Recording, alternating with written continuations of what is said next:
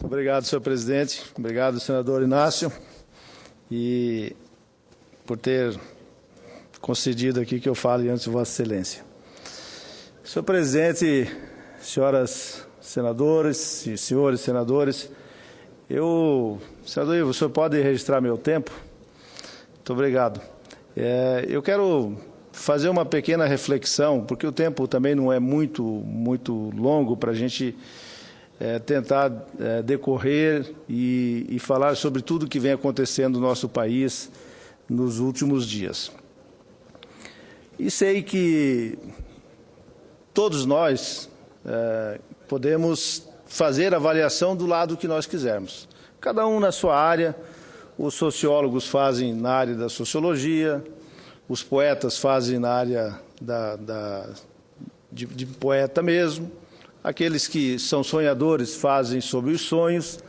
E eu não sou nem poeta nem sonhador, eu sou uma pessoa que tem os dois pés no chão, sempre fui muito prático e muito direto nos assuntos, e diferente de muitos que tentam às vezes explicar as coisas e acabam não conseguindo fazer nenhuma referência. Então eu quero, da minha maneira e sob o ponto do ponto de vista que eu me encontro, que eu vejo, eu gostaria de fazer um pouco de reflexão, não sobre as pessoas que estão na rua, as mais diversas reivindicações que estão na rua, mas tentar explicar um pouco por que a insatisfação tomou conta do país nesse momento. Justamente no momento em que o governo e a própria sociedade, e nós aqui do Congresso, entendemos que a vida do brasileiro melhorou de uma maneira geral. E ninguém, em sã consciência, pode dizer que não, né? A vida melhorou para todas as classes sociais no Brasil. Bom, se melhorou, nós não deveríamos ter a insatisfação que estamos tendo nesse momento. Mas, para mim, como disse, do meu ponto de vista, acho que a insatisfação que nós vimos hoje nas ruas e as reivindicações, principalmente no que diz respeito à tarifa de ônibus, a serviços públicos de qualidade, atendimento por parte do servidor público com um sorriso, com um bom atendimento e com presteza. Nenhum país no mundo, senador Inácio, conseguiu ser um país de primeiro mundo se ele não tem uma infraestrutura adequada. Nós conseguimos nos últimos anos, através de políticas de crédito, incentivar o consumo de automóveis, consumo de bens duráveis, não duráveis, e as pessoas estão acessando e têm um acesso melhor a esse tipo de bens. Só que de nada adianta alguém comprar um automóvel e depois não conseguir andar nas ruas que comprou, na cidade que comprou esse automóvel. Não adianta a pessoa que não andava de trem, não andava de ônibus, e que passou a andar de trem, andar de ônibus, andar em ônibus totalmente sucateados, superlotados. Alguém que trabalha com você ou trabalha em algum lugar, toma um ônibus de manhã e fica 2 horas dentro do ônibus, depois fica mais 1 hora dentro do trem, mais meia hora dentro do metrô para chegar num local de trabalho. Isso, de fato, não é vida, né? Então, dentro de casa, a gente vê que as coisas mudaram. As pessoas tiveram acesso a geladeiras, a fogões, a micro-ondas, a televisores, mas quando sai da porta para fora, não encontra respaldo naquilo que gostaria de ter. A exemplo na educação, a exemplo na saúde e na infraestrutura, conforme eu venho dizendo. E tudo isso é um conjunto de situação. Não dá para apontar o dedo para alguém e dizer assim, você é o responsável. Eu entendo que isso é uma conjuntura do país e todos nós que fizemos parte da política, que somos administradores ou que já fomos administradores no Executivo, temos a nossa responsabilidade e também, como legislador, nós temos a nossa responsabilidade. Porque o país, nós estamos vendo em muitos exemplos, o país tem programas, o país tem dinheiro para desenvolver algumas obras de mobilidade urbana, algumas obras de infraestrutura, como a construção de metrôs, como a construção de trens, de carga, rodovias, ferrovias, hidrovias, mas na realidade a gente não consegue mais fazer com que essas coisas andem. E eu tenho dito nas comissões temáticas que eu participo, nas comissões aqui no Senado, de que nós perdemos, ou estamos perdendo, a guerra do papel. Tudo nesse país se tornou altamente burocrático, tudo nesse país se transformou em muita dificuldade de levar as coisas adiante.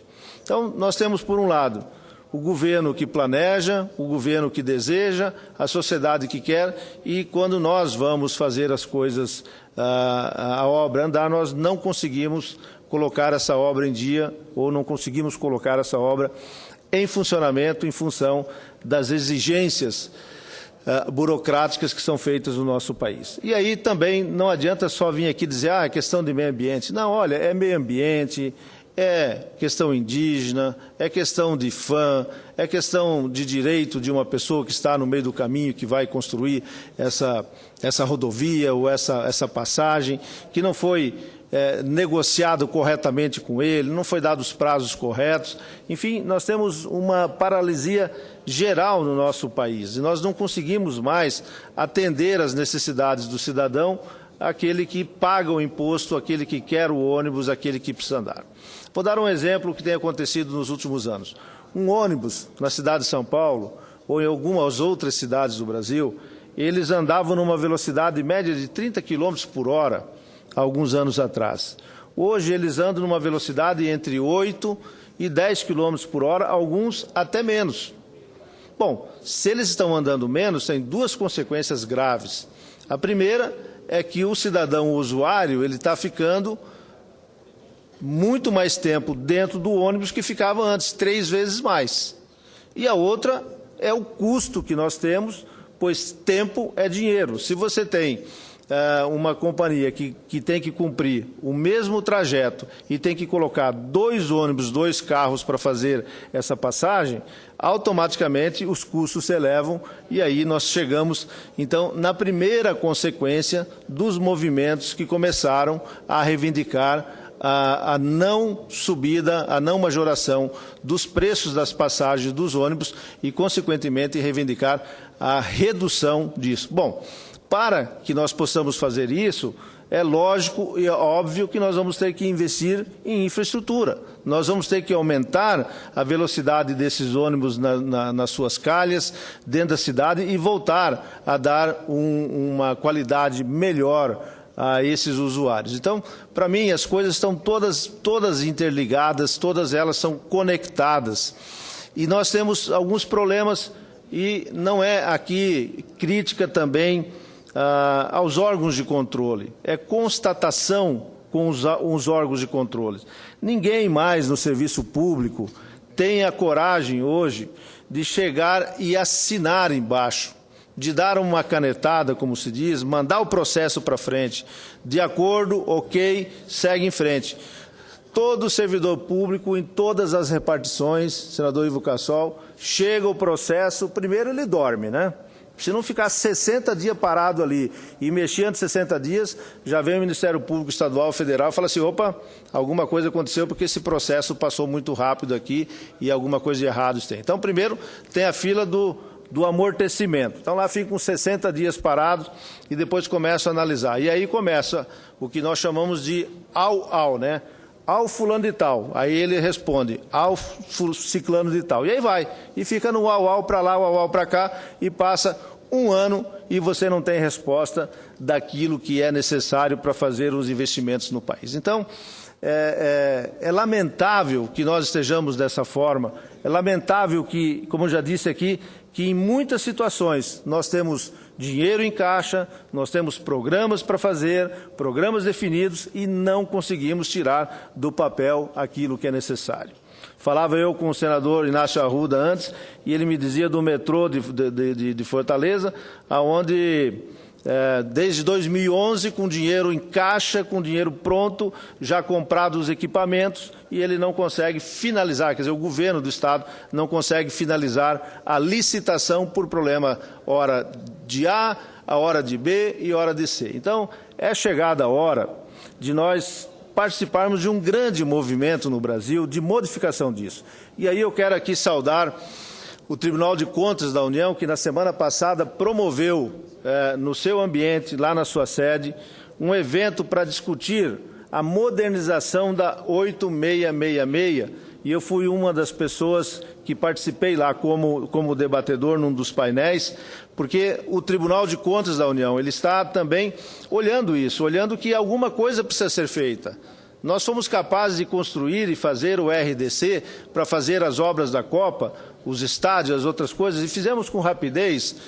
Se estamos muitos de nós reclamando pelos altos custos, ok, os custos estão altos, mas vamos discutir então na planilha, ver o que é que passou da conta, mas o modelo de construção, a possibilidade de você destravar o país, de fazer com que as coisas andem, foi dado exemplo aqui na Copa do Mundo, agora na Copa das Confederações, que é possível você fazer com que as coisas andem e saiam do papel, e saiam do marasmo. Então é nesse espírito que eu gostaria que nós, o Congresso Nacional, pudéssemos trabalhar daqui para frente com olhar crítico, o que nós podemos fazer, o que nós devemos fazer para melhorar. E não podemos, de forma nenhuma, penalizar aqueles que trazem melhorias, aqueles que trazem inovações, aqueles que usam novas tecnologias. A exemplo de muitas obras em que o empreiteiro ele é contratado para uma determinada obra, com um determinado equipamento, e quando chega na hora de fazer, ele tem uma solução de engenharia moderna ou mais barata. E ele opta em fazer essa aplicação dessa engenharia nova, e aí ele é penalizado porque precisa reduzir o preço porque ele ficou mais competitivo. Do lado contrário, não é verdadeiro. Se contratado a obra X pelo preço, e dali para frente custa mais o óleo diesel, custa mais a mão de obra, custa mais a movimentação, não lhe é permitido que ele tenha qualquer acréscimo sobre as obras que ele está fazendo, e mesmo justificadamente ele não consegue, e aí as companhias vão perdendo competitividade, saem do mercado, a obra para e é muito pior para o país. Então nós precisamos, nós, como já disse aqui, como gestores, precisamos, como senadores, como deputados, ter um olhar mais crítico sobre esse assunto, uma ponderação melhor. Não é possível que todos aqueles que trabalham com o governo, todos aqueles que têm obras com o governo, que todos eles sejam bandidos, todos eles não prestam. Eu não penso assim. Eu parto do princípio que todos são gente boa, são honestos, até prova em contrário. E no nosso país nós estamos litigando tudo. Tudo, absolutamente tudo, a gente faz uma demanda judicial e o nosso país acaba parando, acaba ficando onde está. Então, meu caro presidente, eu quero deixar aqui o meu registro da forma como eu estou olhando a questão das movimentações que o Brasil tem nesse momento. A grande insatisfação com o nosso país é que nós não conseguimos andar com as nossas obras de infraestrutura. E isso afeta a todos, afeta-nos no preço, afeta na comida, por exemplo, uma super safra.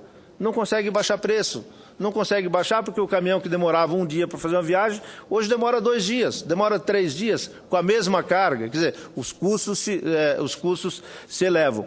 E quando a gente sai do país e a gente visita, mesmo na Ásia, onde nós temos um movimento muito grande nesse momento de implantação de novas rodovias, novas ferrovias, ou mesmo na Europa, já tudo consolidado, e nos Estados Unidos também consolidado, olha, senador Ivo Cassol, dá uma tristeza na gente, sabe? Dá uma tristeza imensa de ver o nosso país, um país vibrante, um país que tem a capacidade que tem, com os recursos naturais que temos, e olharmos para nós mesmos e vermos que nós não temos condições, não estamos conseguindo resolver nossos problemas. Isso frustra imensamente a cada um e a cada uma das brasileiras que conhece um pouco da realidade que nós temos fora do país. Então, acho que devemos aproveitar esse momento das reivindicações das ruas e entender, claro, querem mudanças políticas, deveremos fazer as mudanças políticas, mas o que nós devemos fazer mesmo é uma mudança de postura e fazer com que as coisas de fato aconteçam. Vou dar mais um exemplo aqui, fugindo um pouco da infraestrutura. Aqui no Senado Federal, nós votamos poucas coisas nos últimos anos. E uma das reclamações das ruas, se posso dizer assim, é exatamente porque nós produzimos pouco. Produzimos pouco, mas estamos todos os dias aqui. Se olhar a lista de frequência dos senadores e senadoras, veremos que a grande maioria, todo dia eu tenho observado, dos 81 senadores, nós temos na casa sempre 70, 72, 73 senadores. É uma frequência bastante alta. Considerando que muitos deles estão em viagens pelo exterior ou estão em viagens no interior do Brasil, nós temos uma presença muito grande. Mas a nossa produção, presidente Ivo, ela é muito baixa. Ela é muito baixa e ela tem uma razão de ser, porque a casa é uma casa democrática. O presidente, quer seja o antigo presidente Sarney, quer seja o presidente Renan agora, eles querem trazer para o plenário tudo aquilo que já é consensuado, tudo aquilo que já está mastigado. Na reunião de líderes, eu fui líder do meu partido PR, na reunião de líderes, se algum dos líderes, e até de partidos pequenos que só tem um parlamentar, se o líder disser assim, não, eu não estou de acordo com essa votação dessa matéria, eu não desejo votar essa matéria ainda não está madura o suficiente para fazer a votação, simplesmente ela não entra em pauta e nós não vamos ver essa matéria andar. Quer dizer, então, nesse momento e nessa semana que passou, que nós trabalhamos tanto quanto as outras semanas e fomos tão produtivos ou mais produtivos que nas outras vezes, é porque nesse momento o presidente Renan reuniu com os líderes e disse, eu preciso de uma pauta, eu preciso de uma pauta que seja contundente, eu preciso de uma pauta que dê resposta àqueles que estão na rua a reivindicar por mudança. Então, este procedimento deveria ser sempre. Não é só porque tem reivindicação da rua que nós devemos votar temas polêmicos. Nós temos que votar sempre temas polêmicos. Vença aquele que tiver mais voto. Cada senador, cada senadora deve vir aqui nesse plenário e discutir a matéria. Sou contra ou sou a favor? Vota-se. Ganhou? Tudo bem, ganhou. Não ganhou? Também está tudo bem, porque esse é o papel da democracia. É a discussão, é o enfrentamento, é fazer com que as pessoas mudem de ideia ou que você mude de ideia em relação a alguns temas que são importantes para a sociedade. Então, nosso trabalho aqui no Senado Federal, ele é muito limitado ou ele aparece pouco, porque as nossas lideranças, os nossos líderes, muitas vezes não têm esse entendimento. Se não é consensuado, não vem para plenário. Eu acho que tem que vir. Faça por maioria simples, bota em votação no Colégio de Líderes e traz para cá a matéria, vamos discutir. Como é que nós conseguimos, nas comissões, aqui atrás, todos os dias funcionam as comissões, desde as 7h30 da manhã, 8 horas da manhã, tem comissão funcionando. E dificilmente você tira alguma matéria de pauta nas comissões. Dificilmente. Os presidentes têm autonomia de fazer a pauta, os membros têm autonomia de discutir a matéria, votar, emendar, sugerir, até pedir adiamento. Mas pedir o adiamento é uma semana. Semana seguinte tem que estar de volta para votar. Porque o procedimento do plenário não é o mesmo do procedimento que nós temos aqui nas nossas comissões. Eu tenho certeza, senador Paim, Vossa Excelência, que é um dos senadores que mais frequenta essa casa, é assíduo, está todos os dias aqui. Eu tenho certeza absoluta que a visão da população brasileira seria outra e muito melhor do que nós temos hoje em relação à sociedade. Tenho certeza que se a nossa atitude fosse essa, o povo que veio na frente do Congresso não vinha para reclamar do Senado, podia até vir reclamar da Câmara. Mas o Senado ela não teria direito de reclamar, porque nós estaríamos votando aqueles pontos que entendemos importante e que muitas vezes não tem a concordância do governo federal. Isso aqui não é um apêndice, da nossa vizinha da presidência da República. Nós somos 3 poderes na República, autônomos e harmônicos, mas não significa ser submisso, não significa dizer, eu não vou votar porque você não quer. Ora, o governo tem outros instrumentos. Tem os instrumentos econômicos, tem instrumentos políticos, tem o instrumento do convencimento de mandar alguém do seu staff, a ministra de Relações Institucionais, deve vir aqui no Senado Federal e cada vez que nós formos votar uma matéria importante que tem influência na vida econômica de um país ou do país, de vir aqui fazer as contas conosco e mostrar muito claramente. Senador Paim, senador Arruda, senador Cassol, senador Blairo Maggi, se vocês aprovarem esta lei que está aqui, nós teremos um buraco na nossa economia de 5 bilhões de reais. Ora, ninguém de nós, em sã consciência, vai levar o país a algum tipo de problema. Nós temos que ter o discernimento de saber o que é política e o que é economia de um país. Tenho certeza que daqui dos 81 senadores que tem nessa casa, nós teremos o apoio da grande maioria para fazer um jogo aberto, fazer as votações que são necessárias para tocar para frente o dia a dia do nosso país. Muito obrigado, senhor presidente.